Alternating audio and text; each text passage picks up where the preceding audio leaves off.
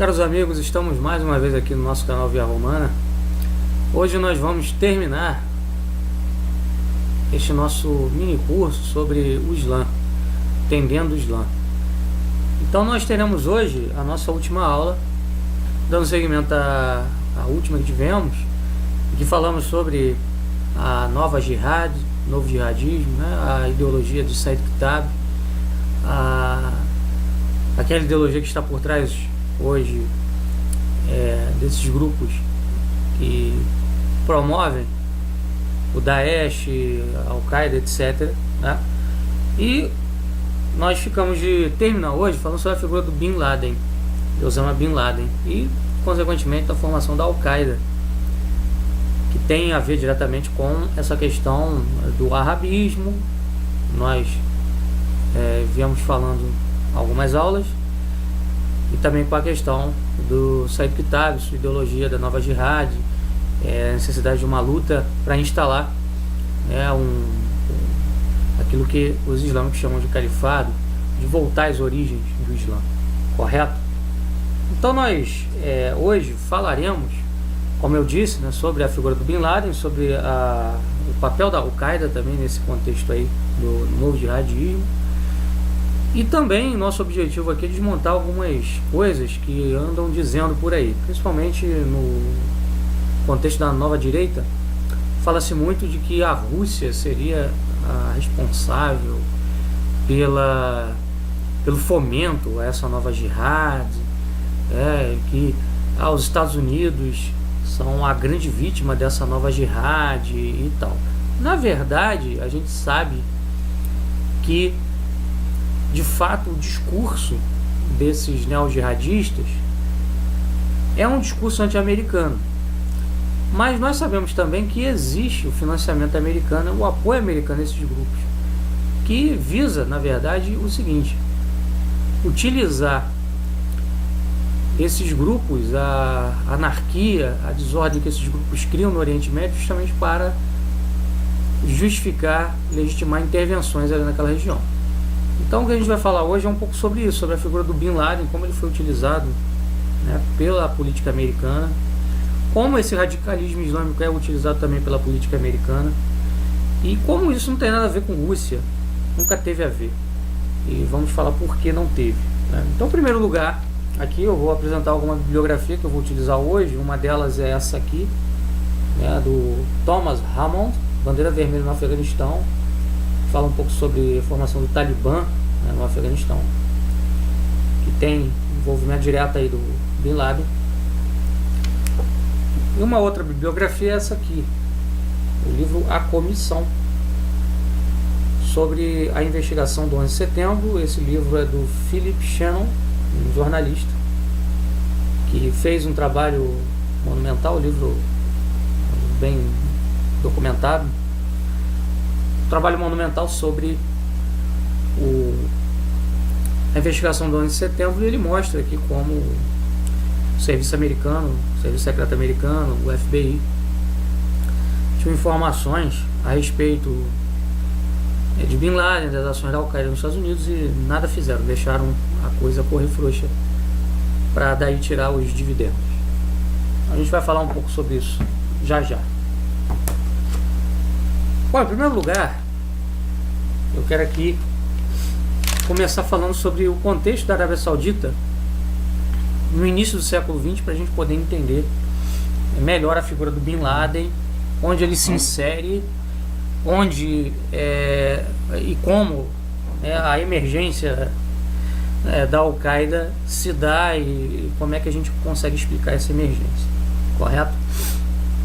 Então nós vimos nas aulas anteriores, primeiro, que a Arábia Saudita é um estado que começa a se delinear ali no século XVIII, através da aliança da Casa de Saud com Al-Wahhab, um profeta islâmico que se coloca na linha de tentar restaurar o Islã original contra as possíveis deturpações que o Islã estaria sofrendo, porque, como nós vimos ao longo dos séculos, os povos islâmicos, os reinos islâmicos, os estados que se formaram em cima da tradição islâmica, os impérios, como por exemplo o Império Turco-Otomano e tudo mais, eles foram misturando as leis corânicas com leis ocidentais, com tradições e costumes dos povos que eram conquistados, e com uma jurisprudência que ia sendo desenvolvida em consequência das necessidades políticas, econômicas, sociais do momento em que esses povos foram se estabelecendo, foram se expandindo, tá? Então, o que você tem? Você tem uma situação, quando chega ali no século XVIII, XIX, é que os povos islâmicos tinham diversas leis, leis de diversas origens, leis não só corânicas, mas também produtos de um processo histórico, produtos de uma herança cultural de outros povos. Então a ideia do wahhabismo, que surge aí, é de restaurar a pureza da lei corânica, e a Arábia Saudita surge justamente dentro dessa ideologia. E aí durante o século XIX, os reis da Casa de Saud vão expandindo as suas conquistas, vão dominando as regiões consideradas sagradas, os locais sagrados do Islã, até que no século XX a Arábia Saudita consegue sua independência efetiva, em relação ao poderio britânico e tudo mais, mas continua sob a batuta dos interesses britânicos, principalmente dos interesses econômicos. Então ela vai se tornar independente, mas com o apoio britânico e posteriormente também americano. Vão buscar assegurar, através de uma aliança com os sauditas, o acesso ao petróleo saudita, correto? Então, assim, o que acontece? O Bin Laden, a família do Bin Laden está inserida nesse contexto aí de formação da Arábia Saudita. O pai do Bin Laden se chamava Awad Bin Laden Bin Abu Laden, Awad Bin Abu Laden. Ele era o 17º filho de um pai de 54 filhos, chamado Mohammed Awad. Então, o pai de Bin Laden era iemenita, e Bin Abud, filho de Mohammed Awad, que vai ser o pai de Bin Laden, ele vai migrar do Iêmen para a Arábia, no momento que a Arábia está se formando, está se construindo como Estado. E ele vai trabalhar ali na Arábia Saudita como pedreiro em diversas empresas americanas que tinham um convênio com o governo para justamente criar as estruturas, as infraestruturas necessárias para a exploração do petróleo, etc. Então ele vai trabalhar como um pedreiro, como um construtor, e ele vai começar a fazer carreira nesse campo aí, nessa área, correto? Ele vai acabar fundando a sua própria construtora, para trabalhar nesses empreendimentos. E à medida que ele vai ganhando status, vai ganhando projeção, ele consegue fazer amizade com o rei Abdulaziz, o rei da Arábia. E aí, em 1955, o pai de Bin Laden ele vira ministro de Estado. Então é uma ascensão meteórica. Ele de pedreiro vira empresário, construtor, depois ele vira ministro de Estado através dessa amizade com o rei. Em 1958, a empresa de Bin Abud era a mais rica do Estado Saudita, tá? Era a maior empresa do Estado Saudita e inclusive tinha ativos superiores aos da Arábia Saudita, A empresa tinha mais dinheiro, mais capital que o próprio reino saudita. Então, evidentemente, isso aí explica por que a família Laden vai ganhar uma projeção enorme dentro da Arábia. Esse capital da empresa ele cresceu graças a contratos com empresas americanas. Então a relação da família Laden com os Estados Unidos é muito forte. Só que assim, o Bin Abud não era um homem nobre, ele não tinha origem aristocrática, e ele vai se casar com mulheres plebeias, então seus filhos também serão evidentemente plebeus. E o Osama Bin Laden, um dos filhos de Bin Abud, ele era filho de Bin Abud com uma síria, nem árabe ela era, tá? E o que acontece? Bin Laden era um entre tantos filhos de Bin Abud. Quando o Bin Abud e a mulher, a mãe de Bin Laden, se separam em 1967, Bin Laden herda 80 milhões de dólares. Então ele herda uma pequena fortuna, pequena não, né? Uma grande fortuna, que vai dar ao mesmo condições de se virar, tá? Quando acontece a morte do pai de Bin Laden, né? O que ocorre? O Osama não vai ficar diretamente associado aos negócios da empresa. Quem vai tocar os negócios da empresa vai ser o irmão dele, chamado Salem Bin Laden, que era muito mais próximo da elite americana do que o Bin Laden. O Bin Laden era um homem mais voltado para o estudo, para a contemplação. Já o Salem era um homem mais ativo, mais um perfil comercial, empresarial, empreendedorista. Então é o irmão que vai cuidar da empresa. Então ele vai começar a intermediar a entrada cada vez maior de empresas estrangeiras na Arábia, né? E assim, com essa relação boa que Salem tinha com a elite americana, com a elite ocidental, ele conseguiu mandar praticamente todos os seus irmãos para estudar no Ocidente. O único que não estudou foi Bin Laden. Bin Laden não foi para os Estados Unidos, os outros irmãos foram, né? Bin Laden não, ele não quis ir, correto? Bin Laden vai acabar estudando aonde? Numa escola chamada Al-Tagri. Essa escola tinha sido criada pelo rei Faisal, o rei árabe. E o objetivo do rei Faisal nessa escola era criar um ensino de cunho secular para formação profissional nos moldes das escolas ocidentais. Então a ideia do rei Faisal era criar ali na escola Al-Tagri um centro de formação de excelência para criar engenheiros, administradores, enfim, homens que pudessem tocar o desenvolvimento na Arábia, correto? E então o Bin Laden vai estudar nessa escola. Mas logo que ele chega lá, ele percebe que dentro da escola, que era uma escola de caráter secular, não era uma escola fundamentalmente islâmica, vamos dizer assim, ele percebe que se forma um movimento de resistência ali dentro em torno de um professor, tá? Um professor sírio, tá? Que vai para lá dar aula nessa escola, tá? E ele começa a criar um grupo de estudos islâmicos orientado pelas ideias do Said Kitabi. Então aí é que se dá o contato de Bin Laden com as ideias do Kitabi, graças a esse professor sírio que dava aula na Al-Tagri e forma um grupo de estudos justamente para transmitir o arabismo na sua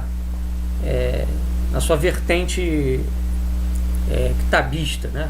Enfim, na sua vertente ideológica ligada aí ao Said Kitabi, correto? Então Bin Laden ele vai começar a ter contato com essas ideias ali na Al-Tagri e ele vai crescer sob o influxo dessa visão de mundo, correto?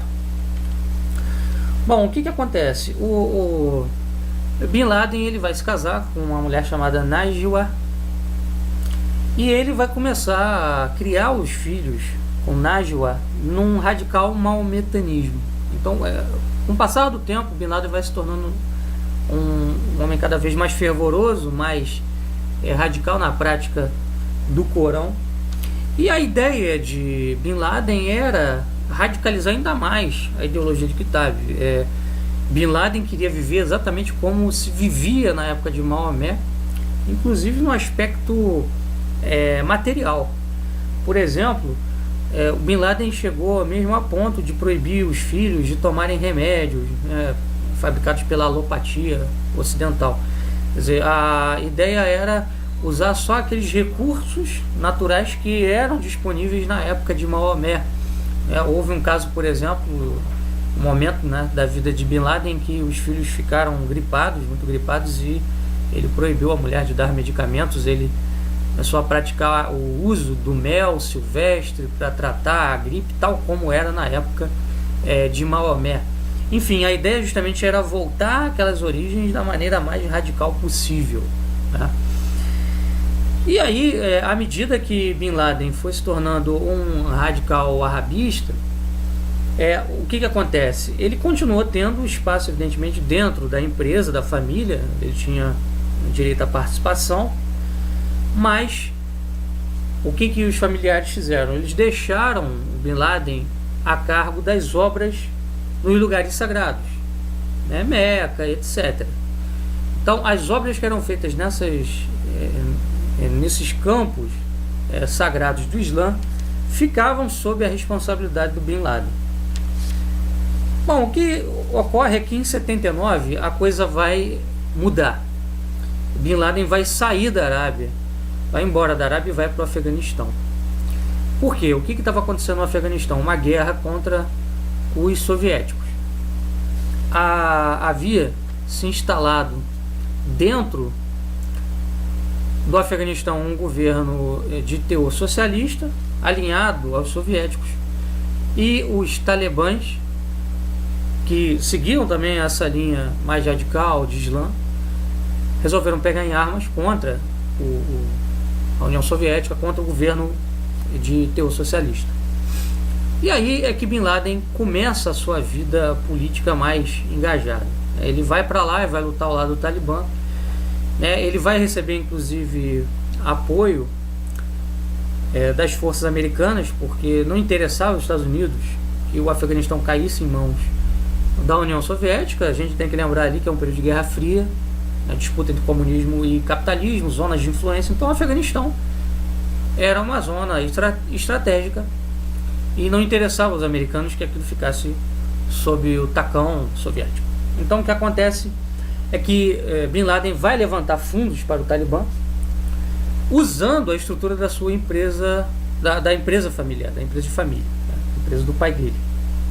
Então o que ele vai fazer? Ele vai buscar, junto ao irmão, levantamento de fundos junto a grupos americanos para dar ao Talibã a logística armamentista necessária para enfrentar os russos.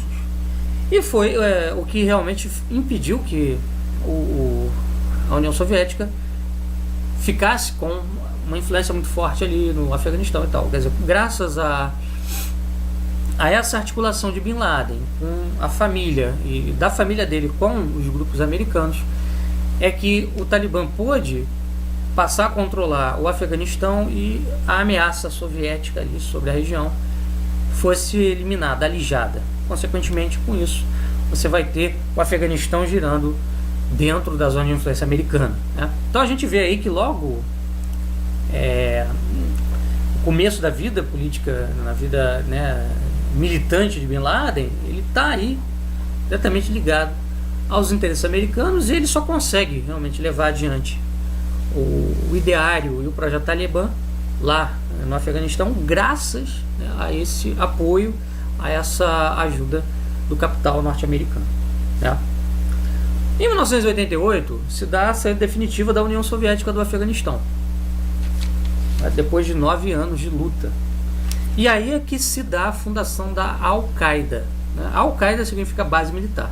Quer dizer, qual é a ideia da Al-Qaeda? Era criar realmente dentro do Afeganistão uma base militar de luta em prol do Islã e da ideia de retorno às origens, de ideia daquele jihadismo, daquele wahhabismo, né, que nós já falamos. E aí, depois desse estabelecimento da Al-Qaeda lá no Afeganistão, o início da Al-Qaeda se dá no Afeganistão, o que acontece? O Bin Laden vai se mudar para o Sudão. Ali ele começa então a realizar suas operações a partir do Sudão, tá? E lá no Sudão ele vai começar um processo de ataque a embaixadas americanas, a órgãos americanos lá no Oriente, na África, etc. Então você vai ter, por exemplo, em 1992 um atentado no Iêmen, liderado pela Al-Qaeda, liderado por Bin Laden. Esse atentado, ele marca, assim, oficialmente, o desligamento entre Bin Laden, né, e a elite americana, o governo americano e o capital americano. E no início há essa ligação, mais efetiva, e depois desse atentado no Iêmen, essa ligação se desfaz.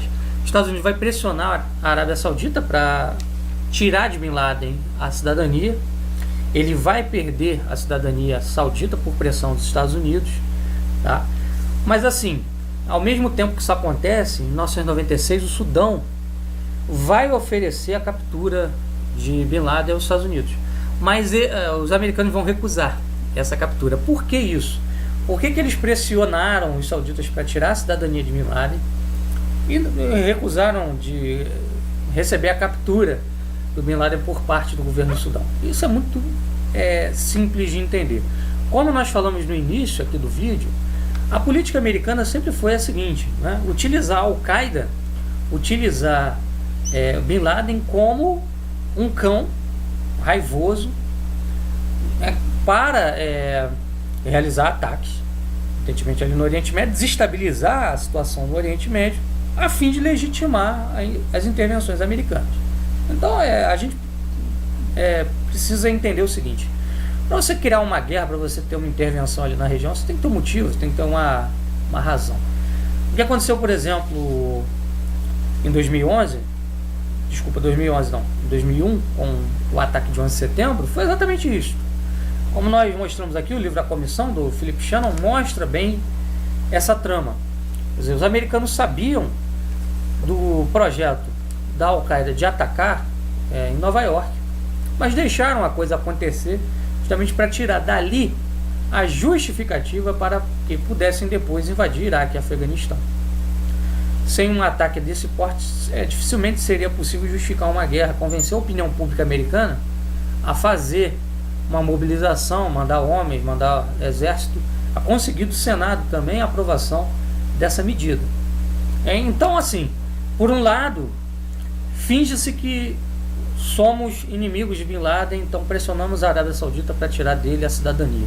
Por outro lado, o Sudão nos oferece a captura do sujeito, mas nós recusamos, porque nós precisamos dele. Nós precisamos do sujeito cometendo atentados ali naquela região para justificar intervenções, para justificar a criação de medidas que possam ampliar a nossa influência, o nosso poder ali. Então você precisa ter um terrorista, uma ameaça que justifique, né, uma ação política efetiva ali na área, né? Você precisa ter a ameaça do terrorismo. Isso aí leva-nos a uma análise que é a seguinte: quer dizer, se por um lado existem elementos internos ao Islã que levam ao terrorismo, a gente aqui não está dizendo que o terrorismo é pura criação dos Estados Unidos, evidentemente que não. Existe, como nós vimos, uma base ideológica que surgiu dentro do próprio Islã e tudo mais.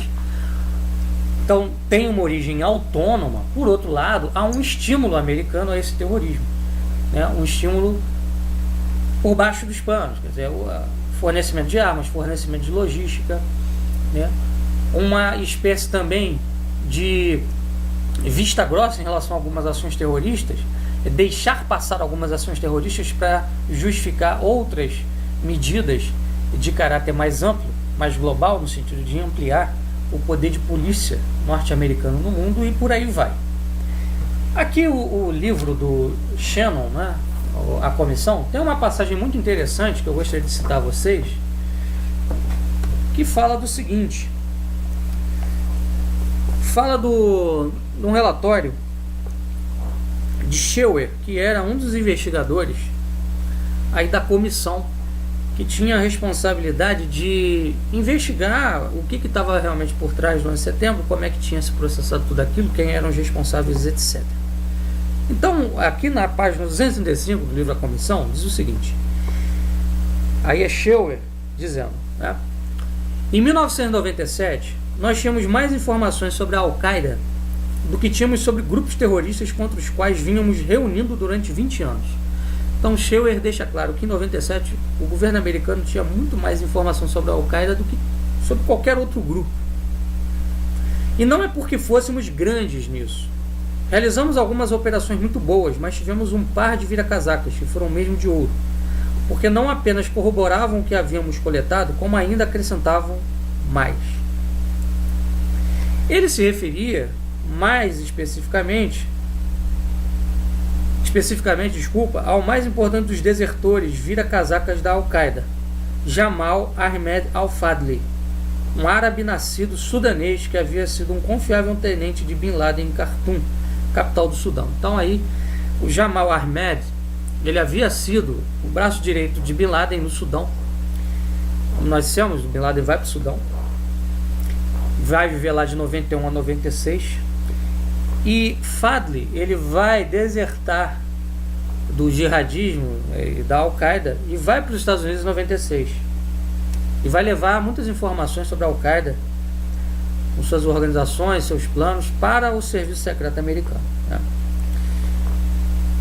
Então, continuando, se Scheuer tinha uma mensagem para a comissão do 11 de setembro em suas entrevistas, era esta: ele acreditava que a CIA havia realizado um trabalho extraordinário rastreando Bin Laden desde meados da década de 90 e que houveram oportunidades reais, embora perdidas, de capturá-lo ou matá-lo durante a administração Clinton. Entenderam? Olha aí, um agente do governo americano dizendo: olha, tínhamos informações enormes sobre Bin Laden, tivemos várias oportunidades reais de capturá-lo durante a administração Clinton, oportunidades inclusive de executá-lo, mas não o fizemos. Por que não o fizemos, né? Que acabamos de explicar há pouco. O que estivera faltando para tantos anos fora a bravura, tanto na Casa Branca como dentro da CIA, necessária para pegar Bin Laden, disse Scheuer. Scheuer, ele explicava a inação do governo como falta de bravura. Nós sabemos que não é bem isso. Na verdade, isso aí faz parte de uma geoestratégia, de uma geopolítica. Eu penso que o que vai ficar finalmente claro é que nunca houve falta de informação, sustentou ele. A informação sobre este assunto tem sido ótima. Então, vocês vejam aí que o 11 de setembro podia ter sido evitado. Se as informações que eles tinham eram enormes, eles sabiam que o 11 de setembro ia acontecer em algum momento, mas deixaram a coisa rolar para que depois pudessem tirar as vantagens disso tudo. Aqui também tem uma passagem muito importante dizendo o seguinte: olha, Scheuer explicou que percebeu pela primeira vez que Bin Laden era um homem perigoso, realmente perigoso, depois de ler sua fatwa, sua declaração de guerra contra os Estados Unidos em agosto de 96. Então, já em 96, o Bin Laden tinha uma fatwa dizendo o seguinte, que estava aberta a guerra contra os Estados Unidos, do Islã contra os Estados Unidos. A fatwa condenava primeiro a família real saudita por ter permitido que soldados americanos estacionassem no reino, terra dos lugares mais sagrados do Islã, e consequentemente ela convocava uma guerra de todos os muçulmanos para expulsar os americanos dali, daquela região sagrada. Scheuer se lembrava muito claramente de estar sentado à sua mesa na estação Alec, em uma manhã de setembro de 96, lendo de cabo a rabo a tradução de 12 páginas da fatwa e pensando: meu Deus, isto soa como Thomas Jefferson. Aquilo não era uma arenga, diz o Scheuer, de algum religioso fanático enlouquecido. Em vez disso, a fatwa se lia como uma declaração de independência. Ela tinha esse tom, uma declaração de independência dos povos muçulmanos. Não continha nada de costumeira retórica extremista islâmica sobre os perigos de mulheres no local de trabalho ou filmes de classificação X ou Y que não deviam passar em um país islâmico. Não, era uma coisa muito mais profunda. Era uma declaração de guerra universal contra os poderes ocidentais e o poder americano, notadamente, e a ideia de união dos povos muçulmanos contra o mundo ocidental, o mundo americano. Então, informação os americanos tinham a balde a respeito do que Bin Laden pretendia fazer. Mas, evidentemente, deixaram a coisa acontecer para tirarem daí, como nós falamos, as vantagens que queriam e precisavam tirar. E que só poderiam tirar caso houvesse um ataque desses dentro dos Estados Unidos. Então, o que nós vemos aí, pessoal, é o quê? Finalizando esse nosso curso, é que a Jihad Islâmica, que está agora em pleno curso, lá na Síria, no Iraque, nós vemos aí a formação do Daesh, essa guerra na Síria, isso tudo tem a mão dos americanos. Evidentemente tem também um processo que é interno ao Islã, mas tem a mão dos americanos, tem a mão do serviço secreto dos Estados Unidos, no sentido de fomentar esses grupos para caotizar, para balcanizar a área e aí, consequentemente, criar governos títeres ali aos interesses americanos. É o caso da Síria. A Síria tem um governo cujo o chefe é Bashar al-Assad, que é um aliado russo, e que, evidentemente, a Rússia não tem nenhum interesse em fomentar esses rebeldes extremistas, porque ela tem muita população islâmica dentro do seu território. Seria loucura fomentar isso, porque isso traria um processo de separatismo, que inclusive já existe ali dentro, na Chechênia, em regiões também como Daguestão. Então não faz sentido dizer que a Rússia é responsável por isso, que a Rússia fomenta isso. Quem fomenta isso efetivamente são os americanos, que, por exemplo, no caso sírio, querem derrubar Assad, que é aliado russo, para colocar um governo simpático aos seus interesses, que foi o que fizeram em diversas regiões ali da área, né, como a Líbia, onde derrubaram o Gaddafi e etc. Então, pessoal, é isso. Eu espero que este mini curso tenha ajudado vocês a entenderem melhor o Islã. Nós terminamos por aqui esse nosso conjunto de aulas sobre o Islã, e o nosso projeto é em breve colocar isso tudo na forma de um livro, para ajudar você a entender de uma forma mais precisa e mais profunda o processo histórico do desenvolvimento do Islã e como isso nos afeta nesse momento, como o Islã hoje é uma força, né, que interfere aí nos acontecimentos mundiais, e como isso tudo está integrado ao processo de construção de uma nova ordem mundial. O Islã, evidentemente, não tem condições hoje militares, econômicas, de se estabelecer como uma força mundial.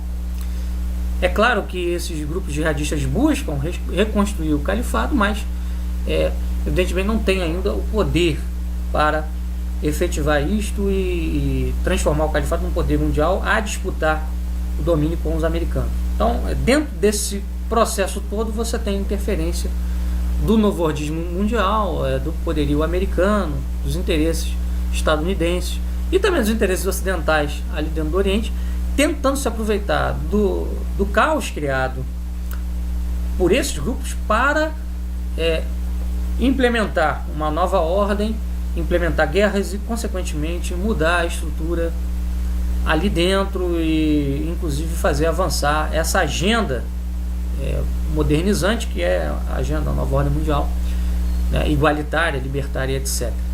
Tá? Então, isso eles fazem passo a passo, né, se aproveitando do que já há ali, mobilizando forças que existem ali para tirar dessas forças o proveito que bem entendem. Correto? O que acontece agora na Síria é exatamente isto.